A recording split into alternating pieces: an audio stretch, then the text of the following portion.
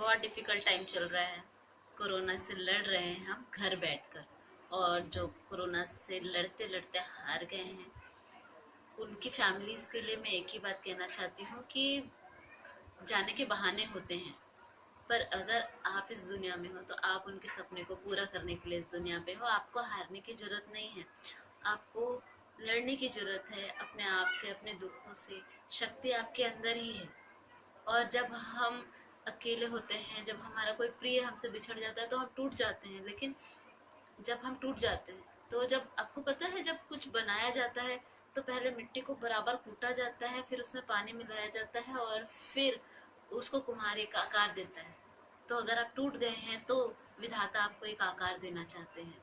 आप ये मत सोचिए कि एक पर्सन के चले जाने से आपकी ज़िंदगी ख़त्म हो जाएगी। लाइक आपके सपने में जब मेरे पापा गुजरे थे तो मुझे भी यही लगा था कि अब कुछ भी नहीं बचा ज़िंदगी में।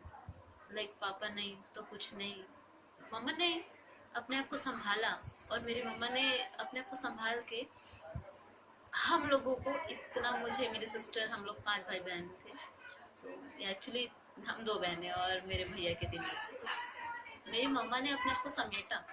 अगर वो टूट गई होती तो हमारा क्या होता? एजुकेशन दिलाया, पढ़ाया लिखाया, फिर हमें इतना सक्षम बनाया कि हम खड़े होकर अपने जीवन की चुनौतियों से लड़ सकते हैं। तो मैं आपको एक ही बात कहूँगी कि यदि आपके परिवार से भी कोई कोरोना से हारा है तो प्लीज़ अपने आप को बिखरने मत दीजिए। अपने आप को संभालिए, अपने आप को समेटिए और वापस खड़े हो जाइए। क्योंकि आपके साथ, आपके पीछे, जैसे मेरी माँ के साथ हम सब थे उनकी तरफ देखते हुए कि वो हमको हेल्प करेंगी, वैसे आपके पीछे भी बहुत सारे लोग होंगे जो चाहते होंगे कि आप उनके लिए कुछ करो। आप उनके लिए, उनके फ्यूचर के लिए, जैसे हमारे हमारे फ्यूचर के लिए हमारी माँ का योगदान हम मानेंगे।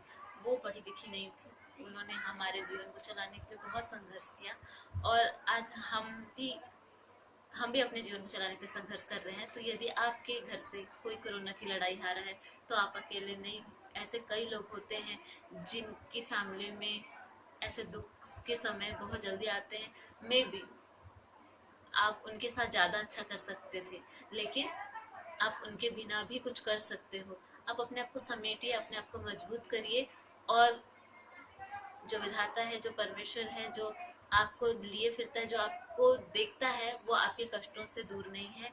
और आप एक प्रेयर करोगे वो आपके साथ खड़ा हो जाएगा। और मैं बहुत ज़्यादा स्पिरिचुअल नहीं हूँ, पर मैं एक चीज़ बहुत स्ट्रांगली मानती हूँ कि जब कभी भी मैं पुकारूँ वो आवाज़ सुनता है। तो आप अगर अभी कोरोना की लड़ाई में सिंगल हो गए हैं, आपकी जिम्मेदारी उठाने के लिए आपके साथ कोई नहीं है, तो भी एक जो तीसरी शक्ति जो आपके मन के भीतर है वो आपका ईश्वर है, और वो आपको जरूर संभाल लेगा। आप उसको मौका दीजिए। आप निराश मत होइए, आप हताश मत होइए, क्योंकि जिंदगी जीने का नाम है। और जो हमारे प्रिय हैं वो अगर इस दुनिया से कूच कर जाते हैं तो वो कहीं और नहीं जाते, वो हमारे दिल में आके रहने लगते हैं।